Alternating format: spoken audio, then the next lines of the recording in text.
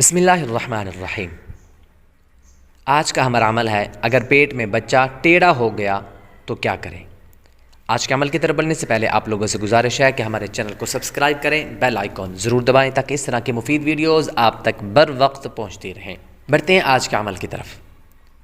اگر بچہ پیٹ کے اندر ٹیڑھا ہو گیا تو پھر کیا کریں۔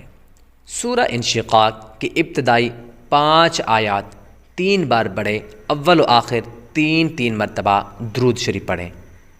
آیتوں کے شروع میں ہر بار بسم اللہ شریف یعنی بسم اللہ الرحمن الرحیم پڑھ لیں۔ اس کو پڑھ کر پانی پر دم کر کے پی لے اور روزانہ یہ عمل کرتی رہے، وقتاً فوقتاً ان آیات کا ورد کرتی رہے۔ دوسرا کوئی بھی دم کر کے دے سکتا ہے، انشاءاللہ عز و جل بچہ سیدھا ہو جائے گا، اور درد ذیل کے لیے بھی یہ عمل مفید ہے کہ اگر آپ کا بچہ پیٹ کے اندر ٹیڑھا ہو جائے اور تکلیف بھی ہو تو عمل کیا کرنا ہے۔ سورہ انشقاق کی ابتدائی 5 آیات 3 مرتبہ پڑھ کر، اور سب سے پہلے اول آخر آپ نے درود پاک بھی پڑھنا ہے۔ آیتوں کے شروع میں ہر بار بسم اللہ شریف آپ نے ضرور پڑھنی ہے، اور یہ آیت کریمہ یعنی سورہ انشقاق کی ابتدائی 5 آیات پڑھ کر پانی پر دم کر کے پی لیں، اور روزانہ یہ عمل کرتی رہیں، اور پانی پینے کے علاوہ وقتاً فوقتاً ان آیات کا ورد بھی کرتی رہیں۔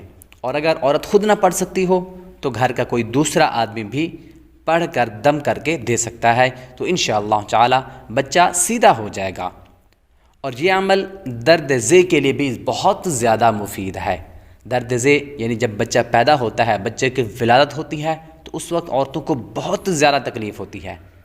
اگر سورۃ انشقاق کی آیت مبارکہ پڑھ کر پانی پر دم کر کے دے دیں تو انشاءاللہ تعالی درد ذیل کی تکلیف کے لیے بہت مفید ہے۔